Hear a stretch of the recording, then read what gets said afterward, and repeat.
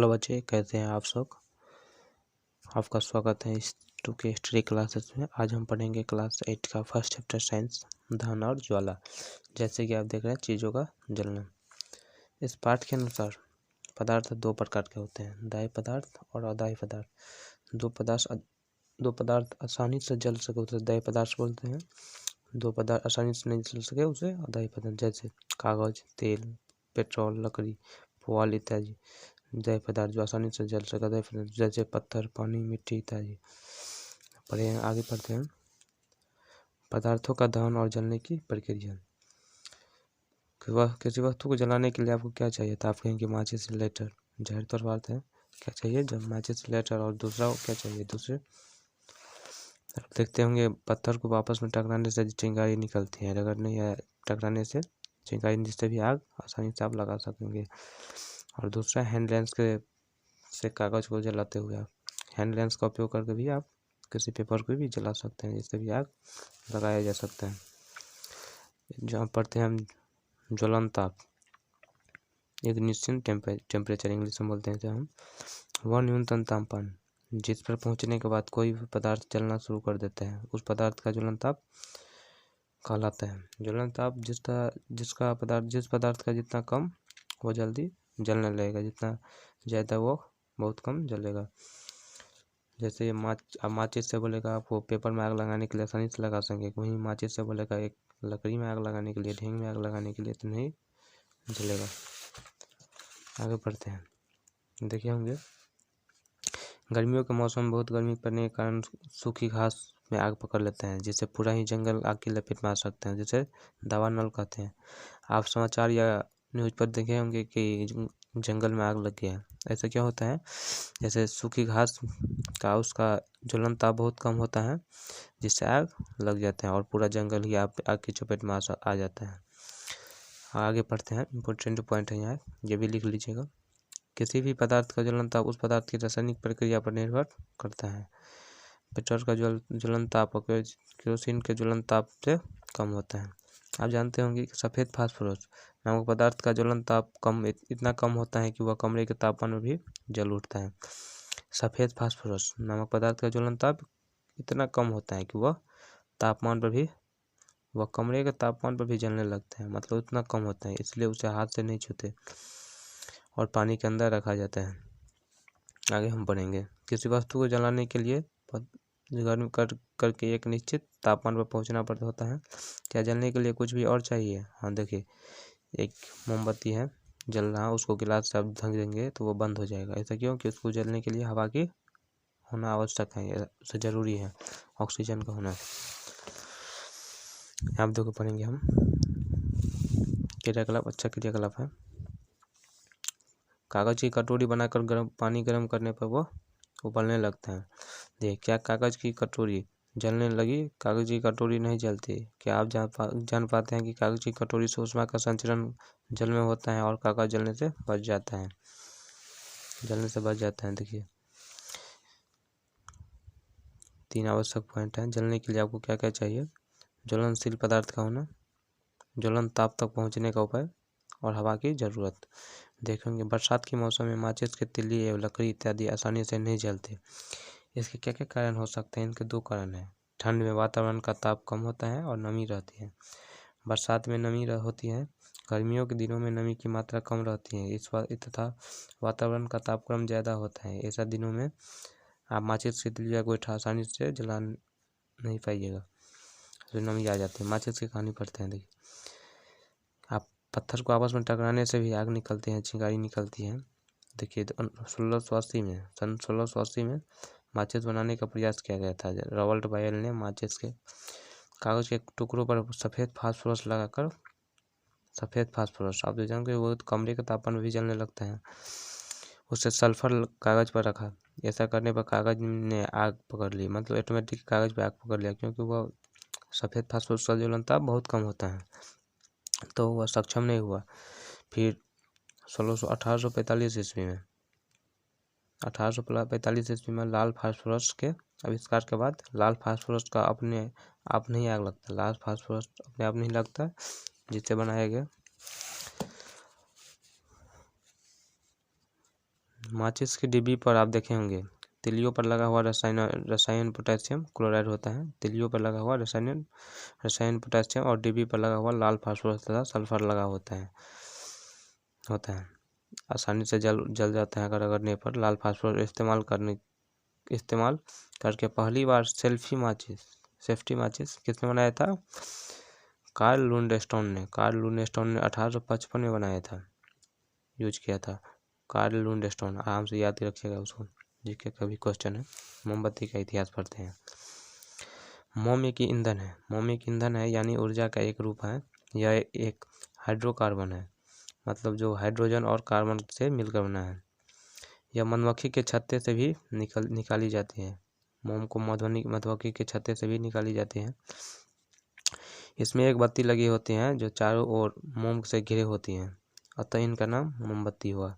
चारों ओर घिरा हुआ उसका मोम से, तो उसका नाम मोमबत्ती। बत्ती पर थोड़ी देर मोम लगी होती है जिसे जलाई जाती है। बत्ती तक जलने लगती हैं, जिसके आसपास नीचे वाला मोम पिघलने लगते हैं। पिछली मोम धागे की सहायता से ऊपर चढ़ती है और गर्म होकर हाइड्रोकार्बन देती है। हाइड्रोजन सुनहरी ज्वाला के साथ जलकर जल वाष्प बनता है। यह कार्बन को भी जलाता है। वाष्प निकल जाता है और कार्बन को भी जला देता है। मोमबत्ती से आपको प्रकाश ऊष्मा देती है। आगे बढ़ेंगे हम। यही क्रियाकलाप है, क्रियाकलाप 4। आप अपने दिए में तेल में भीगी हुई बत्ती को देखी होंगी। रुई में तेल सोख कर ऊपर आ जाता है, जलता है, देखते होंगे। गिला एक लालटेन में आप छेद रहता है अंदर से, जिससे मतलब ऑक्सीजन जाता है और बत्ती आराम से जलने लगता है।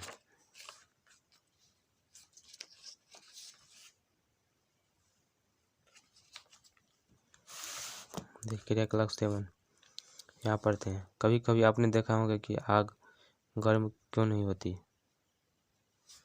हमने पाया कि किसी पदार्थ को जलाया जाता है तो ऊष्मा निकलती है। ज़ाहिर बात है, जलाने पर ऊष्मा निकलती है। आइए इस समझने की कोशिश करते हैं, ईंधन को जलाने पर इतनी ऊष्मा क्यों? जब किसी ईंधन को जलाते हैं तो कार्बन डाइऑक्साइड और जलवाष्प बनता है।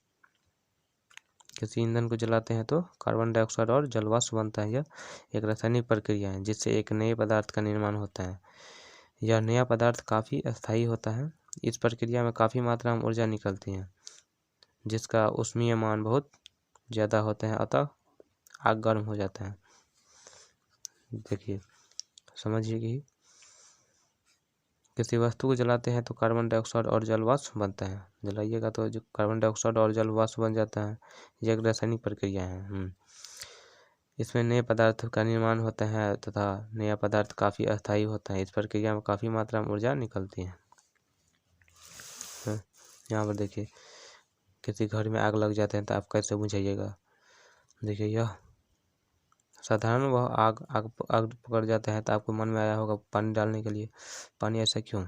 जल ज्वलनशील पदार्थों को ठंडा कर देता है। जल होता है वो ठंडा कर देता है।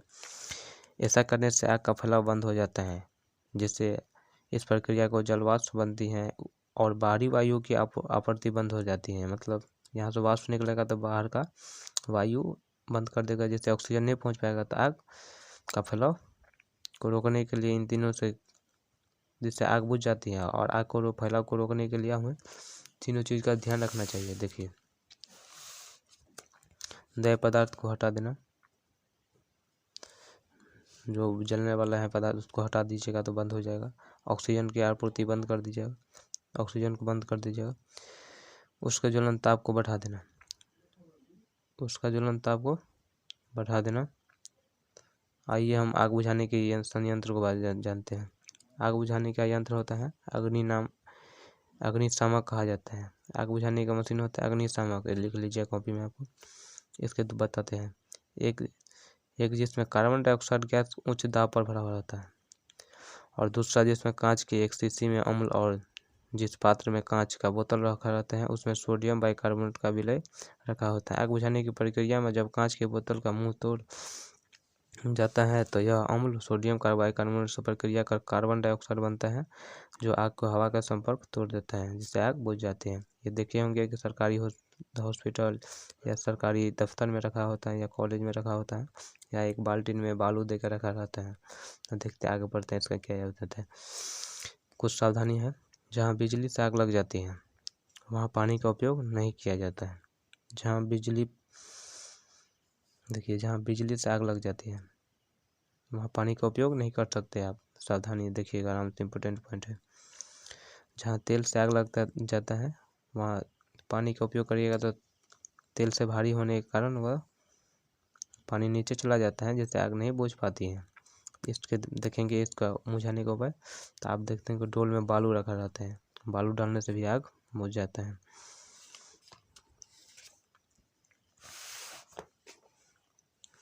अग्निकांड क्यों?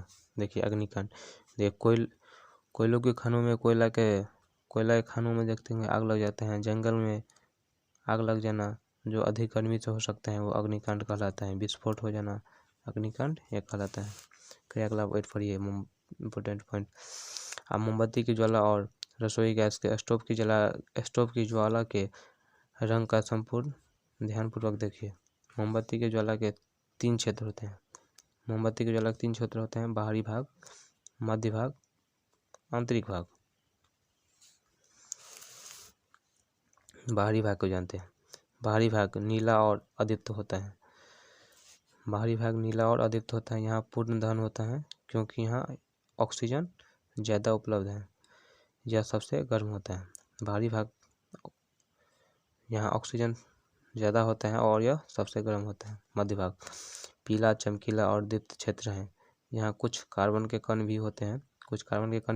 ये गर्म होकर वाष्पित हो जाते हैं और चमकने लगते हैं। यहाँ पर भी पूर्ण दहन नहीं होता क्योंकि ऑक्सीजन यहाँ भी कम मिलता है। मध्य वाले भाग के ऑक्सीजन कम मिलने से वह पूर्ण दहन नहीं होता है। यह आंतरिक भाग देखिए, यह आंतरिक क्षेत्र बत्ती के एकदम नज़दीक होती हैं। यह काला रंग का होता है क्योंकि कार्बन के कुछ कण बच जाते हैं। यह सबसे कम गर्म होते हैं। मोमबत्ती के बगल वाले क्षेत्र होते हैं वो बहुत कम गर्म होते हैं, जिससे कार्बन का कण बच जाते हैं। यह सबसे कम गर्म क्षेत्र होते हैं। ये पढ़ते हैं, जैसे एक नए शब्द हैं। जो विद्यार्थी आप साइंस रखिएगा उसको इम्पोर्टेंट पॉइंट है, ये सब याद कर लीजिएगा तो आगे जाकर बहुत फायदा होगा। हमने क्या सीखा? दहन एक रासायनिक अभिक्रिया है, यानी ज्वलनशील पदार्थ हैं और ऑक्सीजन के बीच की अभिक्रिया है। खाना बनाने से लेकर ट्रांसपोर्ट तक हमें ईंधन की आवश्यकता है। बढ़िया है। दहन के लिए दायी पदार्थ और ऑक्सीजन की उपलब्धता और उसके ज्वलन ताप तक पहुंचने की आवश्यकता है। वह क्षेत्र जहां पदार्थ का पूर्ण दहन होता है ज्वाला का बाहरी क्षेत्र कहलाता है। वह क्षेत्र जहां पदार्थों का पूर्ण दहन होता है ज्वाला का बाहरी क्षेत्र कहलाता है। ऐसा पदार्थ जो लौ पर गर्म करने पर जल जाते हैं ज्वलनशील पदार्थ कहते हैं। इसके बाद हम कुछ क्वेश्चन है वो क्वेश्चन करेंगे। जो पदार्थ लौ पर गर्म करने पर नहीं जलते उसे अज्वलनशील पदार्थ कहते हैं। वह तापमान जिस पर पहुंचने के बाद पदार्थ जलना शुरू कर देता है उस पदार्थ का ज्वलन ताप कहलाता है।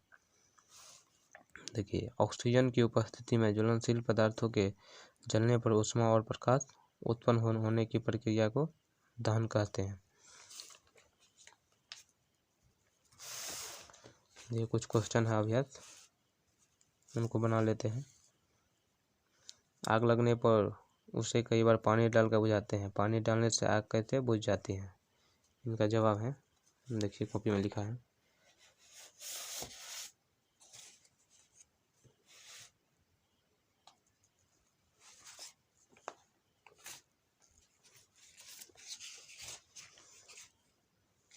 देखिए, आग लगने पर उसे कई बार पानी डालकर बुझाते हैं। पानी डालने से आग कैसे बुझ जाती है? पहला क्वेश्चन है।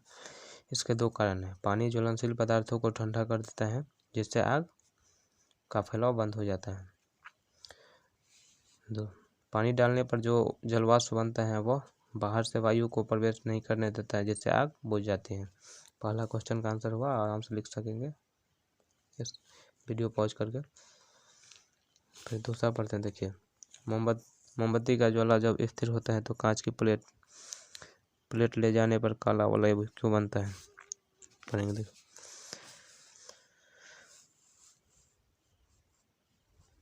मोमबत्ती की ज्वाला जब स्थिर हो तो कांच की प्लेट ले जाने पर काला वलय क्यों बनता है? क्योंकि मोमबत्ती की ज्वाला के आंतरिक क्षेत्रों में कार्बन के कुछ कण जलने से बच जाते हैं, जिससे कांच के प्लेट ज्वाला के ऊपर ले जाने पर काला वलय का निर्माण हो जाता है। आराम से वीडियो पॉज करके लिख लीजिएगा। देखिए तीसरा क्वेश्चन, अगर किसी दुर्घटना में कोई व्यक्ति आग की चपेट में आ जाए तो उसे बचाने के लिए कंबल में लपेट दिया जाता है, ऐसा क्यों? देखिए तीसरा क्वेश्चन, क्योंकि आग लगे हुए व्यक्ति को कंबल लपेट देने से उसे अंदर की वायु का प्रवेश रुक जाता है, जिससे आग बुझ जाती है। चौथा क्वेश्चन देखिए, कभी कभी जंगलों में अपने आप आग लग जाते हैं, ऐसा क्यों? जंगलों में आग लग जाता है, ऐसा क्यों? चौथा देखिए, पढ़े होंगे ये सब। क्योंकि गर्मियों के मौसम में बहुत अधिक गर्मी के पड़ने के कारण सूखी घास में आसानी से आग पकड़ लेते हैं। इसके कारण है पूरे जंगल में भी आग लग जाते हैं।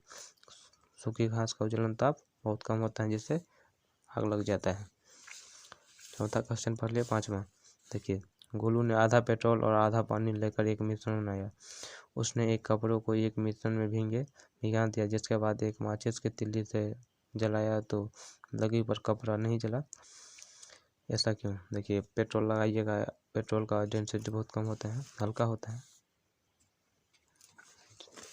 देखिए इसका उत्तर देखते हैं। ऐसा इसलिए हुआ क्योंकि पानी पेट्रोल से भारी होने के कारण कपड़ा में मिल गया तथा पेट्रोल हल्का होने के कारण ऊपर में जल गया और कपड़ा बच गया। ये पढ़ लीजिए आराम से।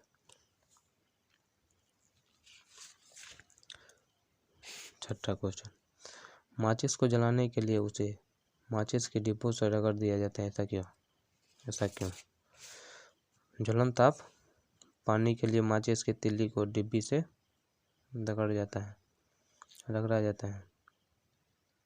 ज्वलन ताप पाने के लिए माचिस की तिल्ली को डिब्बी से रगड़ा जाता है। सातवां क्वेश्चन, ज्वाला का चिन्ह क्षेत्र। ज्वाला का चिन्ह क्षेत्र है सातवां। ज्वाला का चिन्ह क्षेत्र है बाहरी भाग, मध्य भाग और आंतरिक भाग। और आठवां क्वेश्चन और आपके लास्ट क्वेश्चन, घर में आग से होने वाली असुविधाओं से बचने के लिए आप क्या क्या करते हैं, इसकी चर्चा करें। देखिए इससे बचने के लिए आपको क्या क्या करना चाहिए। घर में आग से होने वाले असावधानियों से बचे रहने के लिए निम्न उपाय है। किसी भी पदार्थ का दहन सावधानी से करना चाहिए। बिजली का उपयोग सावधानी से करना चाहिए। घर, दफ्तर या स्कूल में अग्निशामक रखना चाहिए, यंत्र होता है। या बिजली या तेल से आग से पानी नहीं डालना चाहिए। बिजली या तेल से आग पकड़ने पर पानी नहीं डालना चाहिए। आग लगे व्यक्ति को कंबल से लपेट देना चाहिए। आज हम पढ़े 8 क्वेश्चन, आंसर भी दिए। चलते हैं कुछ रिक्त स्थान। वह न्यूनतम तापमान जिस पर कोई पदार्थ जलना प्रारंभ कर देता है उस पदार्थ का ज्वलन ताप कहलाता है। वह न्यूनतम तापमान जिस पर कोई पदार्थ जलना शुरू कर देता है उसे ज्वलन ताप कहते हैं। ये कमरे के ताप पर आग पकड़ लेता है क्या? सफ़ेद फास्फोरस कमरे का तापमान भी आग पकड़ लेता है। मोम एक हाइड्रोकार्बन है जो बना होता है हाइड्रोजन और कार्बन से मिलकर। मोम हाइड्रोकार्बन है जो बना होता है हाइड्रोजन और कार्बन से मिलकर। देखिए ईंधन के जलने पर ऊर्जा और कार्बन डाइऑक्साइड बनता है। ईंधन से जलने पर ऊर्जा और कार्बन डाइऑक्साइड CO2 बनता है। पेट्रोल का ज्वलन ताप केरोसिन के ज्वलन ताप से कम होता है, तब आग लग जाता है कपड़ा में और कपड़ा बच जाता है। देखिए सही और गलत का टिक करेंगे हम यहाँ पे। कागज के कटोरा में पानी डालकर गर्म करने पर कागज जल जाता है। कागज के कटोरा में पानी डालकर गर्म करने पर कागज जल जाता है। आप पढ़े हैं? नहीं, ऐसा नहीं, पानी उबलने लगता है। दहन के लिए वायु का होना आवश्यकता है। यस, देखेंगे आप पढ़े होंगे। दहन के जलने के लिए आपको वायु का होना आवश्यकता है। लाल फास्फोरस कमरे के ताप पर आग पकड़ लेता है। लाल फास्फोरस पड़ता है कि सफ़ेद फास्फोरस जो कमरे का तापमान है, यहाँ पे भी गलत हुआ, सफ़ेद फास्फोरस होना चाहिए। चूने का पानी में कार्बन डाइऑक्साइड गैस प्रवाहित करने पर चूने का पानी दूधिया हो जाता है। देखिए नहीं पढ़े होंगे ये। चूने के पानी में कार्बन डाइऑक्साइड गैस प्रवाहित करने पर हम कैसे पता करते हैं, चूने के पानी को कार्बन डाइऑक्साइड गैस प्रवाहित करते हैं तो चूने दूधिया रंग का हो जाता है। एक बार पूरी किताब को रीडिंग मारिएगा तो पूरा अच्छे से समझ में आ जाएगा। अम्ल और सोडियम बाइकार्बोनेट प्रतिक्रिया कर कार्बन डाइऑक्साइड गैस बनता है। अम्ल और सोडियम बाइकार्बोनेट प्रतिक्रिया कर कार्बन डाइऑक्साइड गैस बनता है। देखिए मोमबत्ती वाले में पढ़े होंगे, ये भी बनता है, सही है। तेल द्वारा उत्पन्न आग को जल द्वारा नियंत्रित किया जाता है, तेल द्वारा आग को नहीं, तो ये गलत हुआ। एक अच्छे से पढ़िएगा, एक पूरी किताब को रीडिंग मारिएगा आप और फिर वीडियो को देखिएगा अच्छे से। ओके, चैनल को लाइक सब्सक्राइब कर दीजिए। Okay, thank you.